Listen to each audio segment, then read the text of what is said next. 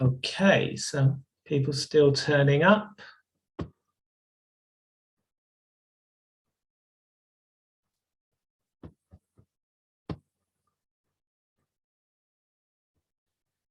You won't have access to the slides, but I'll give you access to the video. I'll give you a link to my YouTube channel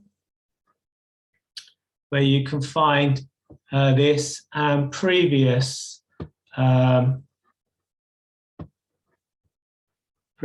workshops there.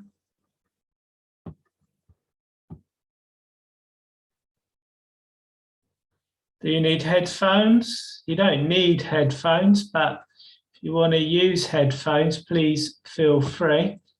So welcome to tonight's workshop. Tonight's workshop is overcoming depression and anxiety. And the agenda for tonight, we're going to talk about what depression is. We're going to talk a little bit about depression and the possible causes of depression. Hello, Trevor. Then we're going to talk about anxiety, what anxiety is, what causes anxiety. Then we're going to look at techniques to cope with and overcome anxiety and depression. We're going to have a little hypnosis session to end. And then after that, you can ask me any questions, give me any comments, talk about what's next. So what is depression? So we all experience depressed feelings from time to time. If you never felt depressed, there'd be something wrong with you. Depression or depressed feelings are a signal that you need to make some adjustments in your life. If you were living in a concentration camp or a bad situation, if you had a job which you hated, you would feel depressed. And that those depressed feelings are letting you know that you need to make some adjustments. You need to get out of that situation. Depression, as in the clinical term, is a low mood that lasts for a long time and affects your everyday life. In its mildest form, depression can mean just being in low spirits. It doesn't stop you leading a normal life, but it makes everything harder to do and seem less worthwhile. At its most severe, depression can be life-threatening because it can make you feel suicidal. And that information comes from mind.org. So the symptoms of depression, how depression can make you feel. You can have a loss of confidence and you may lose self-esteem. You're going to have a lack of meaning. Things that normally give you pleasure are no longer going to be meaningful. You're no longer going to enjoy them. You may experience derealization, feeling detached from your surroundings, feeling like you're observing yourself, like things aren't real. You may get brain fog, difficulty thinking clearly, difficulty making decisions. You may have a lack of energy, always feeling drained, having a loss of libido. You may suffer constant aches and pains.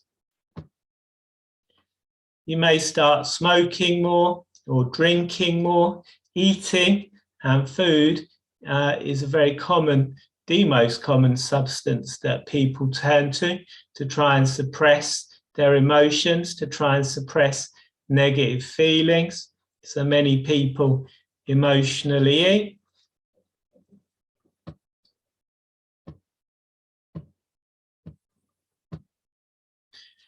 You may lose your appetite and find that you're eating less.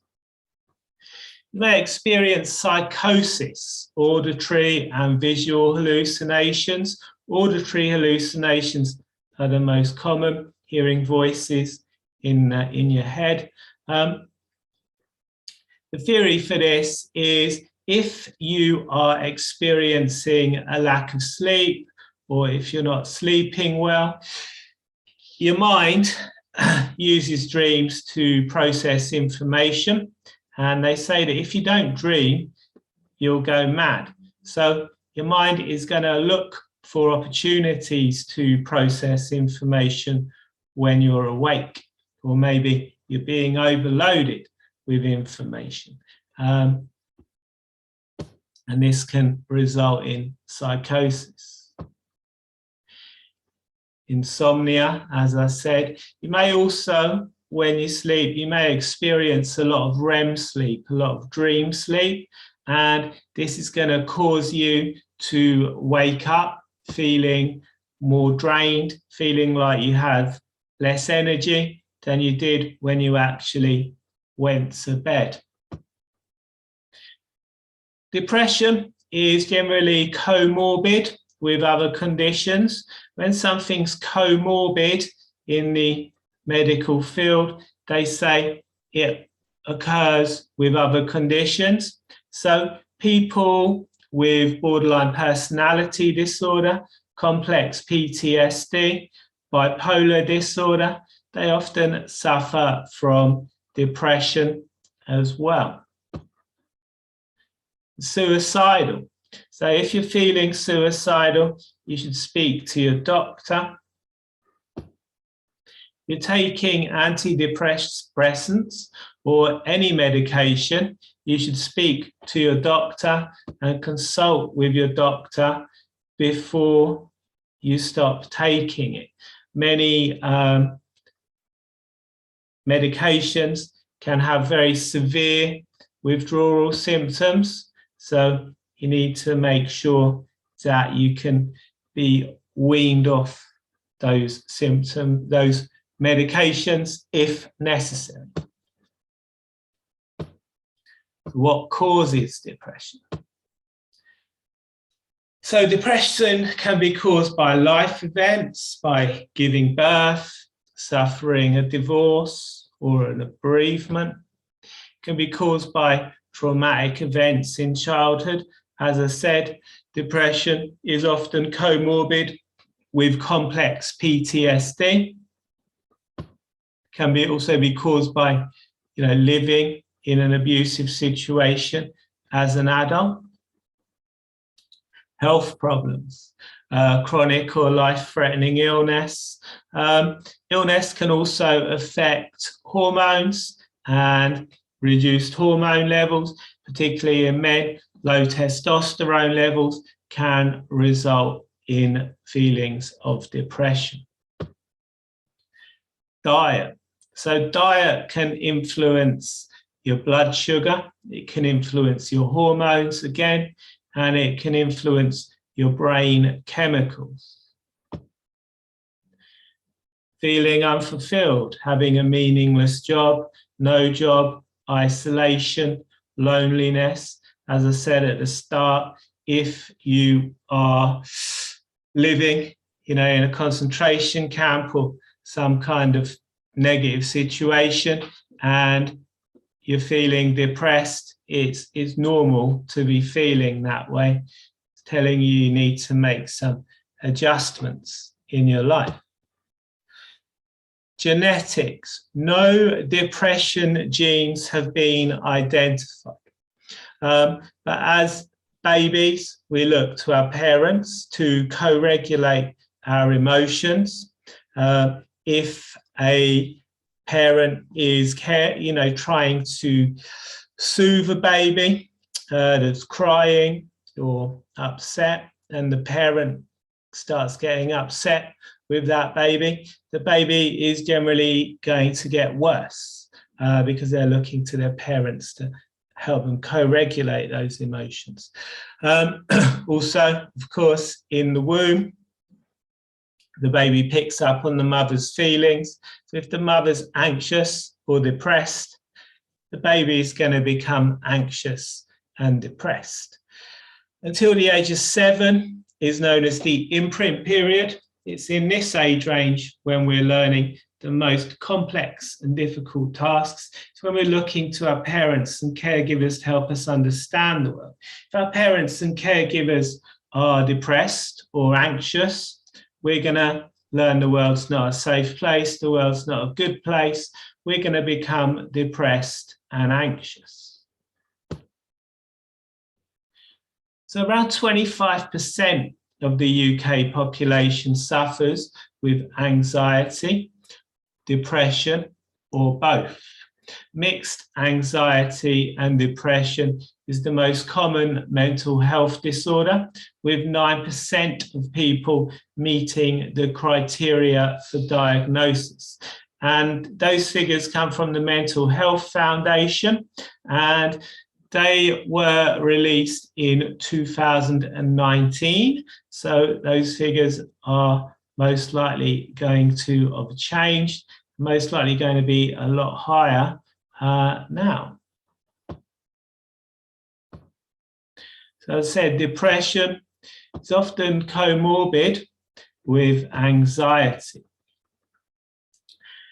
And anxiety is a natural response to danger, just like depressed feelings. If you never got anxious feelings, there'd be something wrong with you.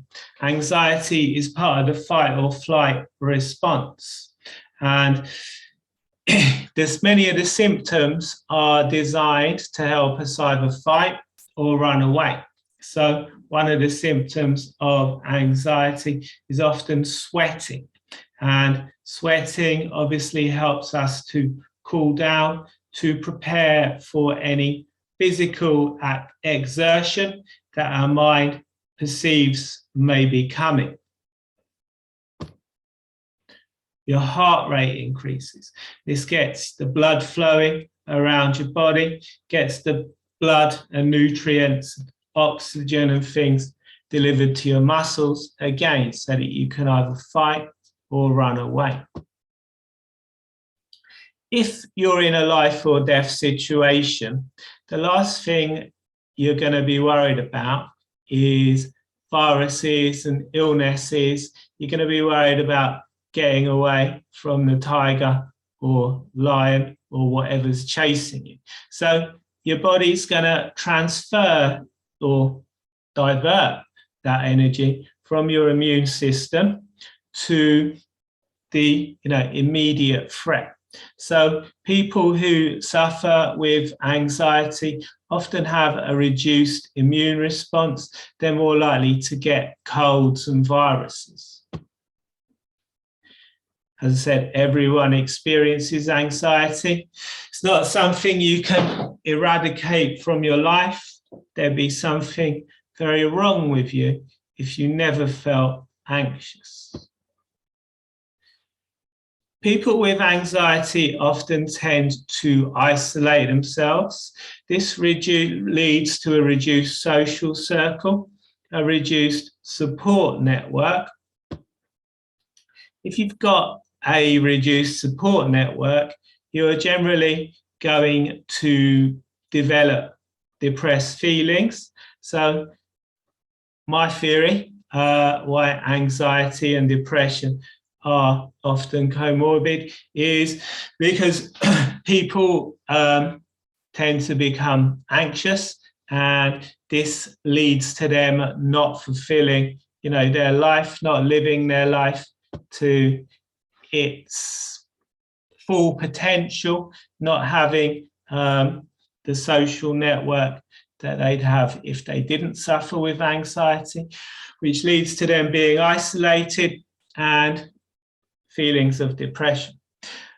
People with depression and anxiety often tend to ruminate, often tend to focus on the past, to play memories, back in their mind over and over again. And Lao Tzu allegedly said that depression is living in the past, anxiety is living in the future, and peace is living in the present. So, the reticular activating system.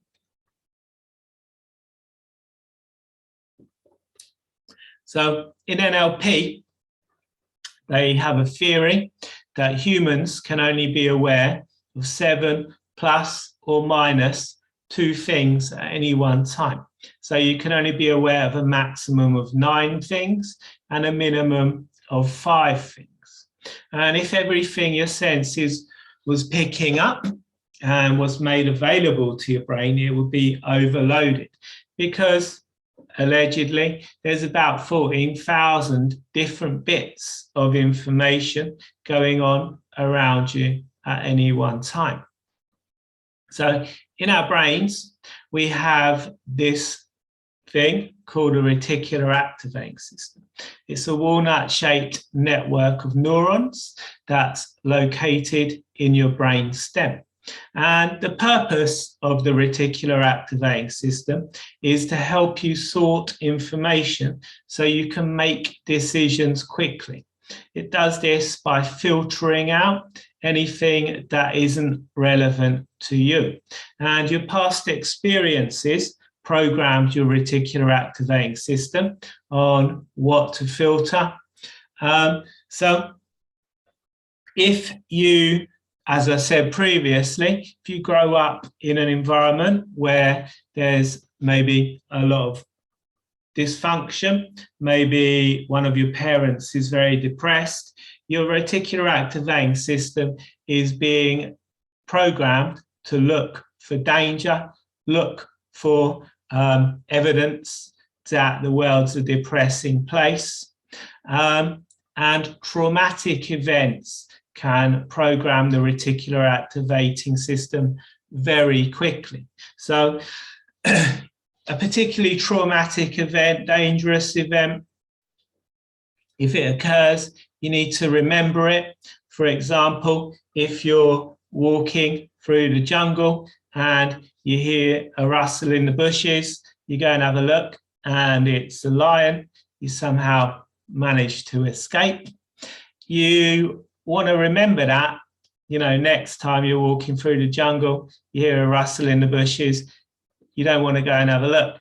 So trauma is very, these memories get burned in to the brain very quickly, and they are processed by the amygdala, which is the emotional part of the brain.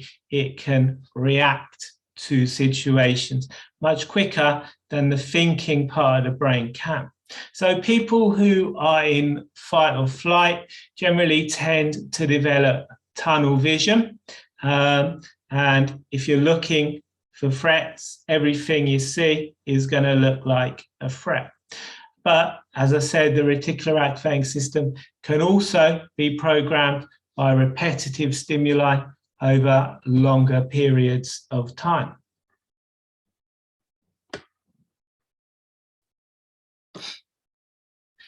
So that's the reticular activating system. So cognitive behavioral therapy.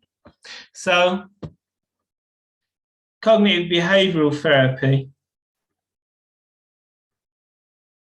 Yep, high alert, hypervigilant. Again, when we spend a lot of time in a traumatic or dangerous environment, we can become hypervigilant. So systems theory and cognitive behavioral therapy works on the basis of systems theory, which says that our thoughts create our feelings, and our feelings create our behaviors, and our behaviors create our physical reactions. And it says that by changing one part of the system, we can start to change all parts of the system.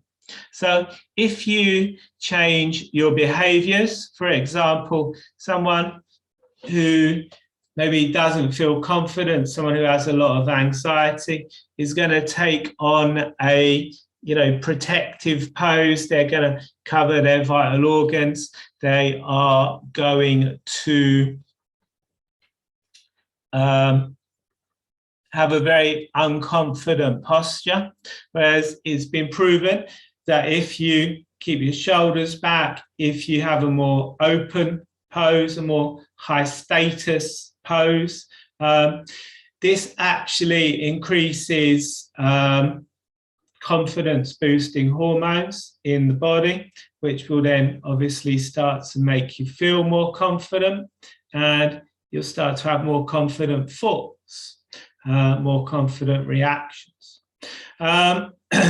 So yeah, by changing one part of the system, we can change all parts of the system.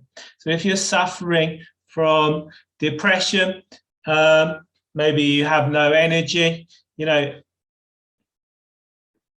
doing anything is a struggle, just look for small things to do. Maybe pick up a sock or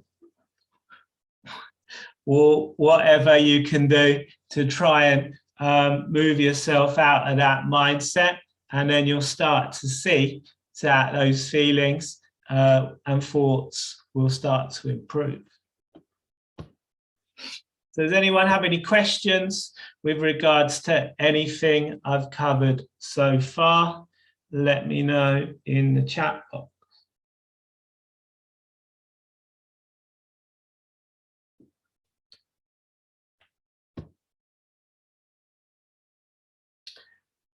So we come to neuroplasticity and hypnosis.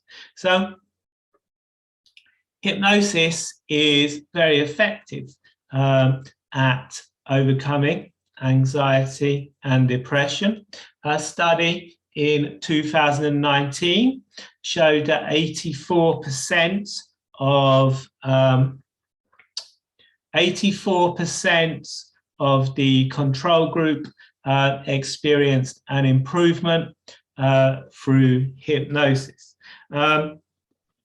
You can find a link to that study on my website if you're interested.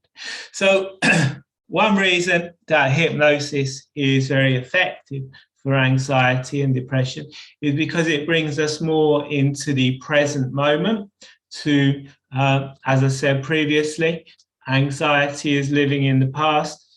Sorry, depression is living in the past, anxiety is living in the future, peace is living in the present.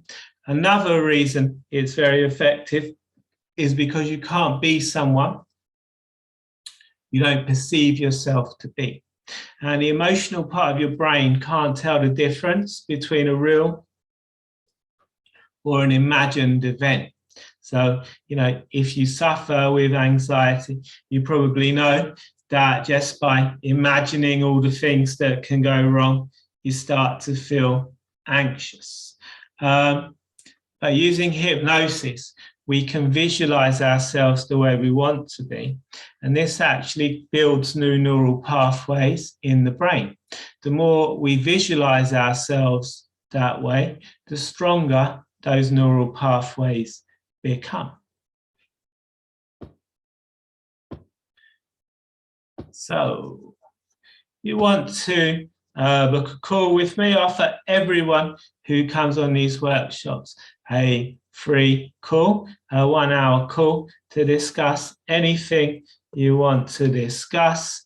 If you want to do that, you can go to my website, which is anxietyhypnotherapist.org/free/session, and you can see a link to that I just posted in the chat box right now. So who wants to try some hypnosis? Let me know if you want to try some hypnosis. Whilst you're doing that, I'm going to get some more water.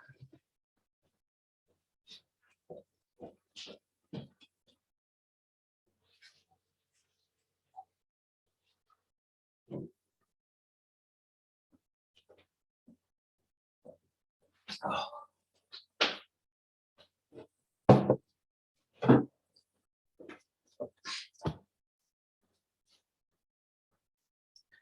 Excellent.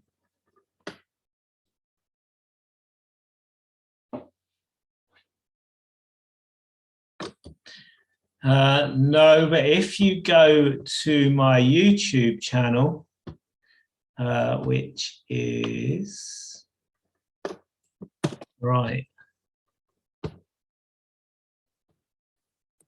there, you can find the video. I'm going to upload this workshop to my YouTube channel. You can also find previous recordings of this workshop on my YouTube channel, as well as other workshops. Okay, so what we're going to do first, we're going to do some exercises to show you the power of your imagination. So what I'd like to do is take both your hands, hold them out in front of you like so. Turn your left hand with your palm facing up. Keep your right hand with your palm facing down. Take a big breath in. And when you breathe in, breathe all the way down into your stomach. And then as you breathe out, just allow your eyes to close.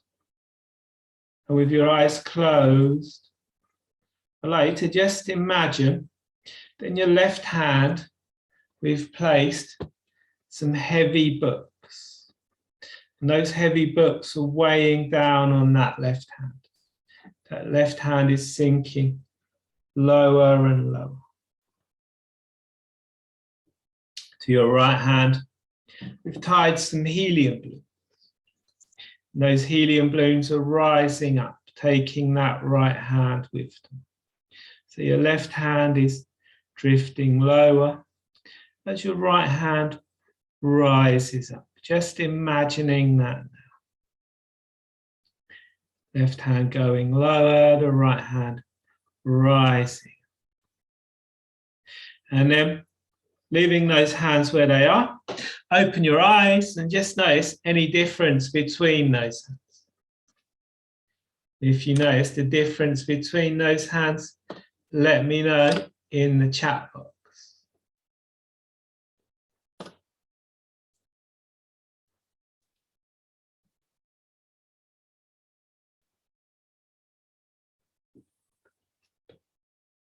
Fantastic.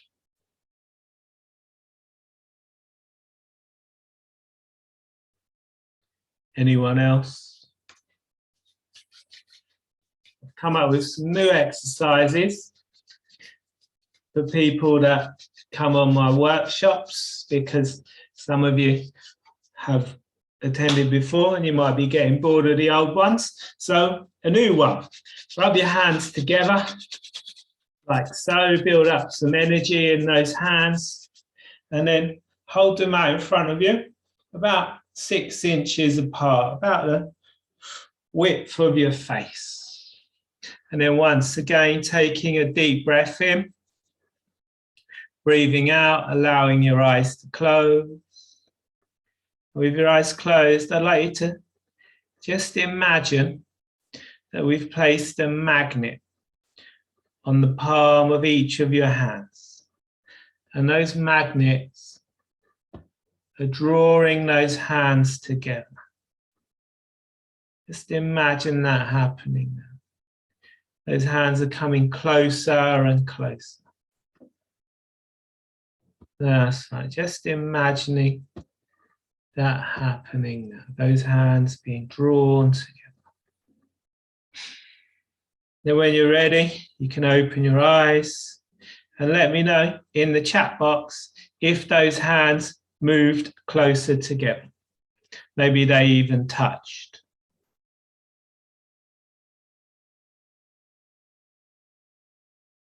Excellent. People are still turning up. Excellent. Super. 2 fingers touching. Fabulous. Okay, so one more exercise. As I said previously, when you breathe in, you want to breathe all the way down into your stomach. Breathing into your stomach triggers the relaxation response. They say that we automatically breathe into our stomach as children. For some reason, when we start school, we forget to do this and we start breathing into the chest. If you've ever watched someone sleeping, you notice that they breathe into their stomach. Breathing into the stomach, as I said, it's very relaxing, triggers the relaxation response. So taking a deep breath in, breathing all the way down into your stomach, and as you breathe out, allowing your eyes to close. With your eyes closed, I'd like you to just imagine that you're walking into your kitchen. And there on the side is a nice, juicy bowl of citrus fruit. Could be oranges or lemons. Some people like grapefruits, others like limes. I'd like to just imagine picking up one of those fruits and safely and securely placing it on a cutting board. And then safely and securely taking a knife, cutting into that fruit. We're going to cut a nice bite-sized wedge from that fruit. So just cutting into it, and as you're cutting into it, those juices are squirting out, and those citrusy smells are filling the air. They're running down onto that cutting board. And then once again, cutting into it again. Those juices running down onto the cutting board, creating a nice bite-sized wedge. And then lifting up that wedge of fruit, lifting it up towards your face, and maybe having a smell and placing it into your mouth, biting down. All those juices are exploding in your mouth. Those citrusy flavors, the juices are running out and they're running down your face, and dripping off your chin. Just imagine that happening. And then when you're ready, you can open your eyes. If that made your mouth water, let me know in the chat box.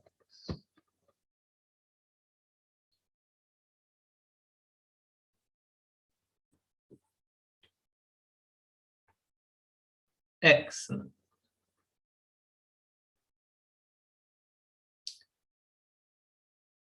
Super. Okay. Not yours. Yes. Excellent. Okay.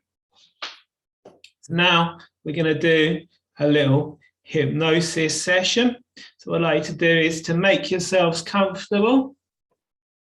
Maybe shrug your shoulders up and release any tension that may be there. Take a deep breath in, breathe out, and just notice yourself starting to relax. And then, when you're ready, I'd like you to take one more deep breath in, breathing all the way down into your stomach, right again. And then when you're ready, just allowing your eyes to close. And with your eyes closed, you can allow yourself to relax even. Just listening to the sound of my voice. Any other sound you hear can allow you to become even more relaxed and even more comfortable. And your unconscious mind is always there, listening, looking to keep you safe. If you're fast asleep and an alarm sounds, your unconscious mind automatically knows to wake you up.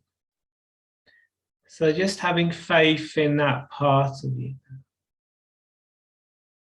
If any thoughts come into your mind, you can just notice them.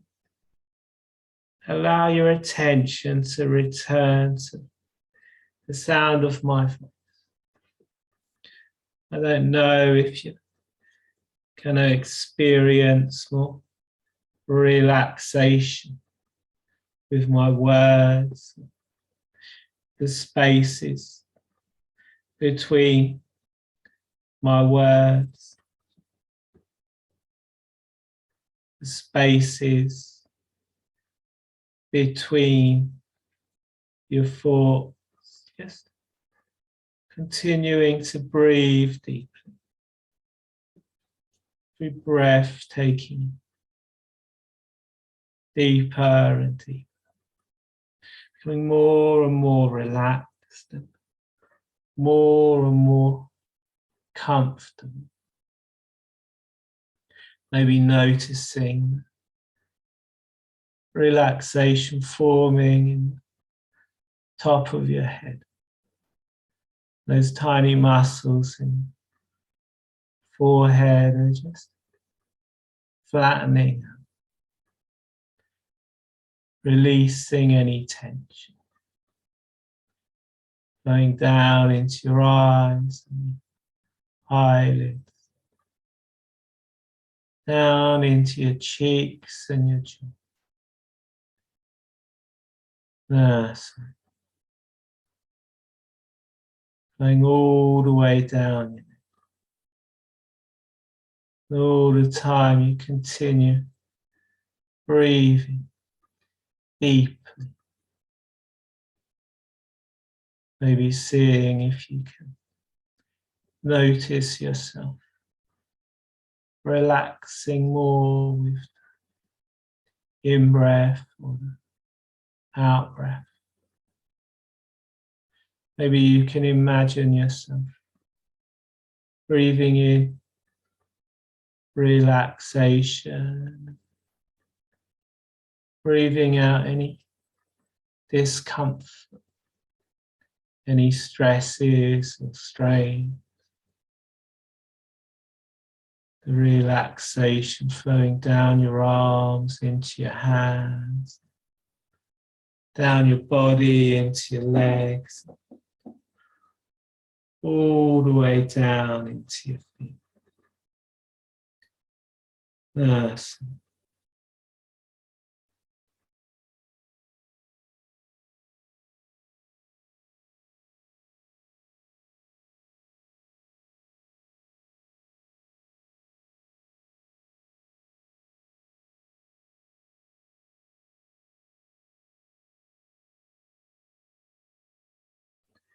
More and more at ease. Yes. Relaxing. Drifting deeper and deeper. Maybe you can remember times in the past. Times when you've felt completely, totally relaxed.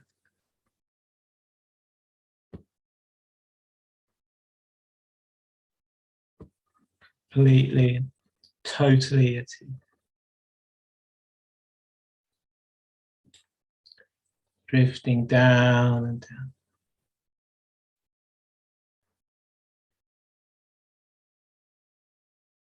Yes. More and more relaxed. More and more comfortable.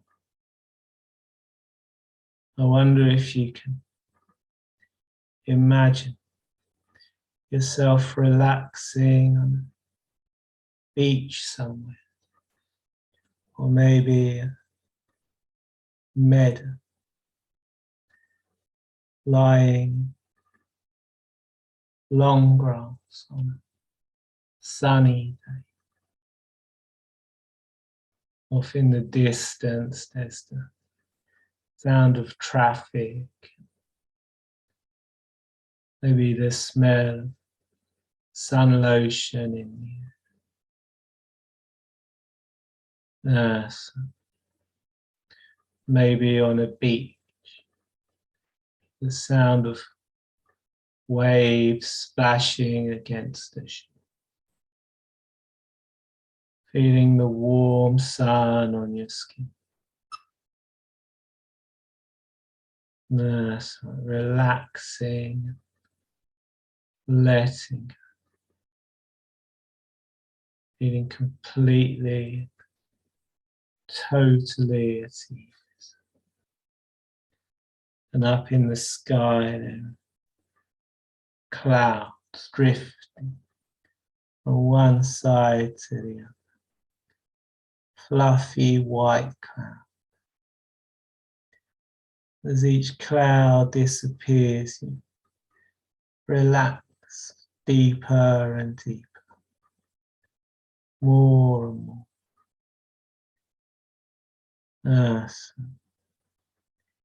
In a moment, I'd like you to start counting backwards in your mind, counting backwards from 300.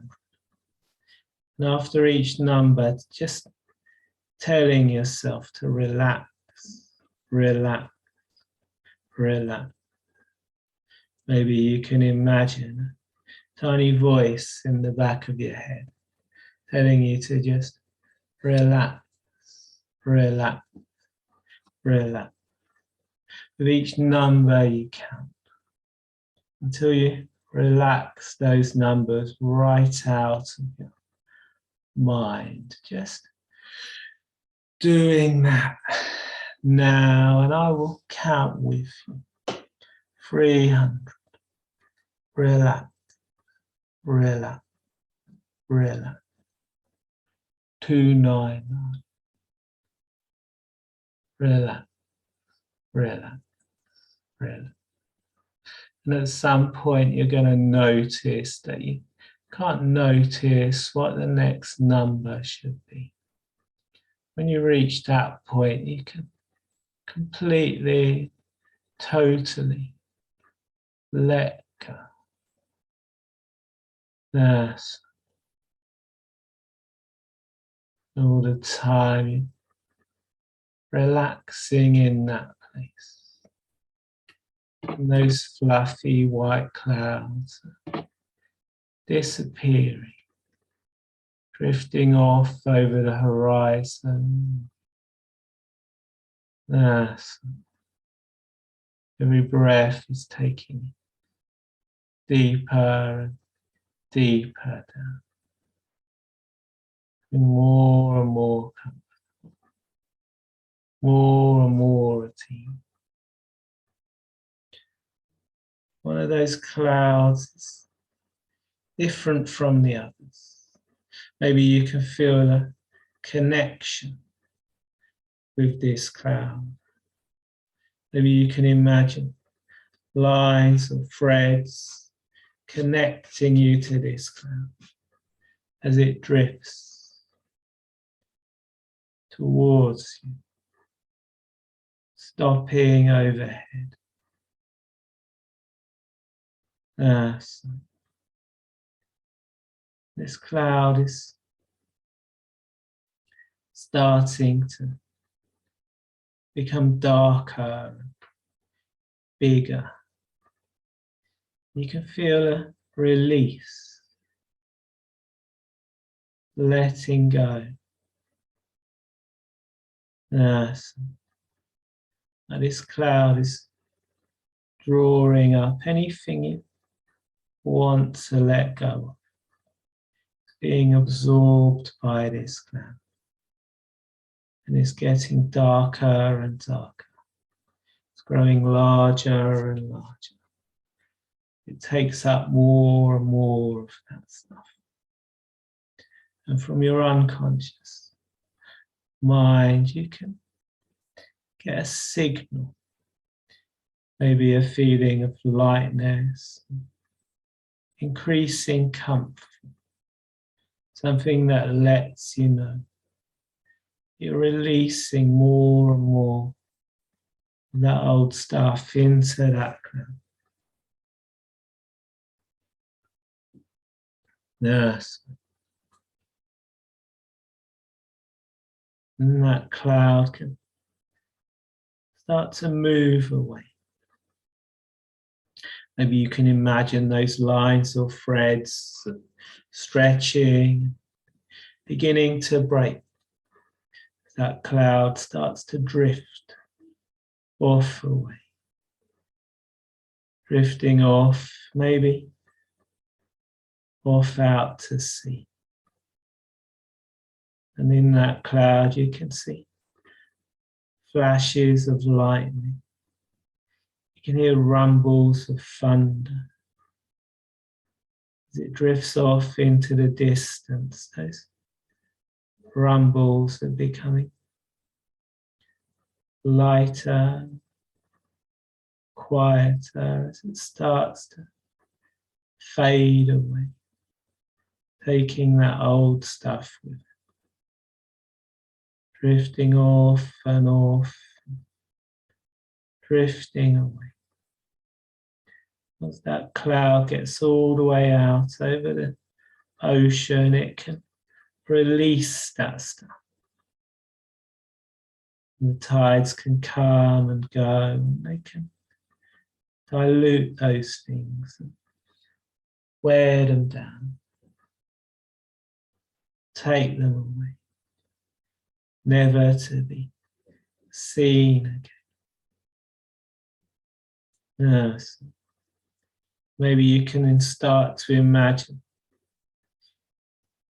your life with more positivity, more happiness, feeling more confident, calm, more in control. Yes. Maybe seeing yourself in future situations, noticing how things can begin to change, how you can begin to change. Yes. And in a moment, I'm going to count from 1 to 5. When I reach the number 5, you can come all the way back to the here and now, noticing how good you feel. So begin counting them. 1, allowing the feeling to return to your feet. Maybe you'd like to wiggle those toes. 2, as that energy flows up your legs. 3, flowing up your body, down your arms, into your hands. 4, and on the next number you can open your eyes, coming all the way back to the here and now, noticing how good you feel. 5, eyes open, wide awake. And if you like that, let me know in the chat box.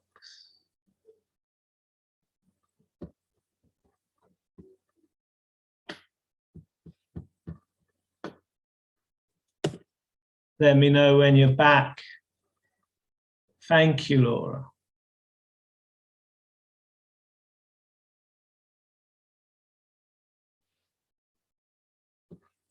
Thank you, Catherine.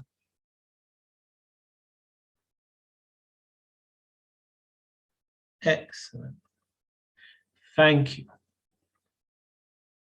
Thank you, everyone. Excellent. My internet connection actually cut out halfway through that.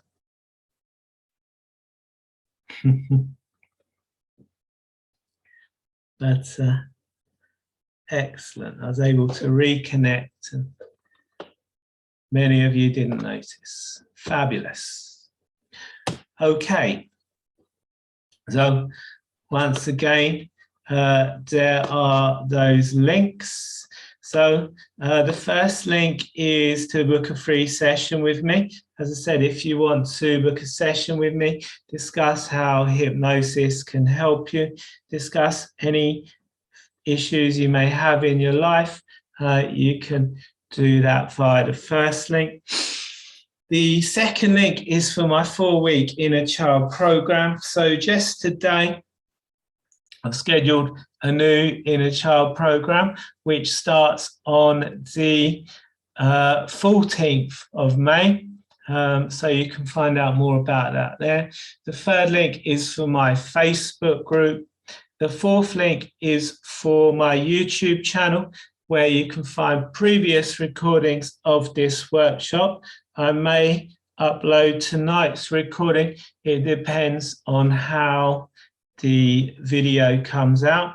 And the final link is for the Inner Child program on Eventbrite.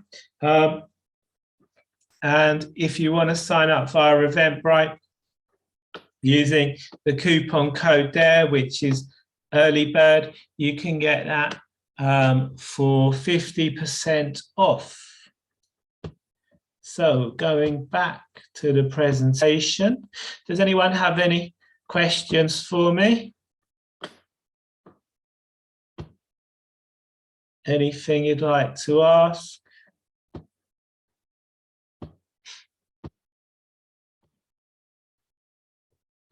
Okay, so mindfulness. So mindfulness is something that can be very helpful to reduce anxiety, reduce stress, reduce depression. And as I said previously, depression is living in the past, anxiety is living in the future, peace is living in the present. So regularly having a mindfulness practice, it could be walking in nature, could be regularly listening to hypnosis, meditation, qigong, can help to improve focus. You know, in the modern world, we're constantly distracted on our phones, on social media, and you know, we're constantly being bombarded with information. If you don't use it, you lose it. So by taking time to practice focus, it improves our ability to focus, improves our ability to concentrate. It can help with emotional regulation, considered reactions. People who practice mindfulness have more empathy and understanding for others, can increase, has many health benefits, can reduce heart disease, lower pain and blood pressure. So thank you for joining me on tonight's workshop. Does anyone have any questions? Anything you'd like to know? Please let me know. Thank you, Laura. Please let me know in the chat box. Once again, there are those links.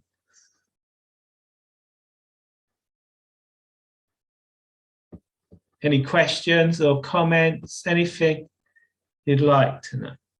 Is mindfulness the same as hypnosis?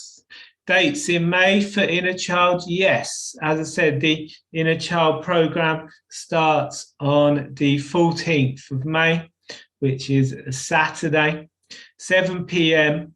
UK time, which is, I believe, around 1 p.m. EST, 1 p.m. Eastern Standard Time. So you can find details of that on my website and on the Eventbrite group. Is mindfulness the same as hypnosis? No. Mindfulness is just doing things mindfully, becoming aware. It's not about trying to stop thoughts. It's about becoming aware of thoughts, seeing them as separate from ourselves, becoming aware of feelings and seeing them as separate from ourselves. So being mindful of what's happening. It's not the same as hypnosis. With hypnosis, generally we use visualization, or we do it with a purpose. Mindfulness doesn't have a purpose. It's just about observation. Any other questions? Yeah, I schedule the free workshops, every month, usually a few weeks in advance. So I haven't scheduled any free workshops for May yet, no. But you can see dates in April if you look at the Meetup and Eventbrite groups.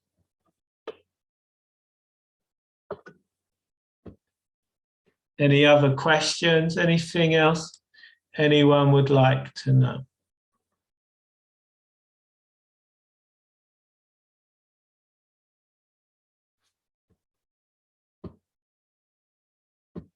Okay, well, thank you, everyone. Thank you for joining me tonight. Once again, those links are in the chat box. So book a free session, check out the Inner Child program, join my Facebook group, subscribe to my YouTube channel. I may upload this video, I don't know yet, because, as I said, the internet connection cut out halfway through the meditation, the hypnosis part of the recording. So I don't know how that'll come out. Thank you, Carol. Thank you, everyone.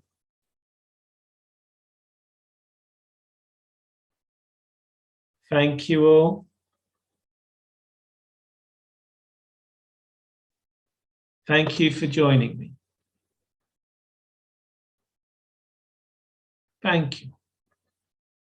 And I hope to see you all again on future workshops.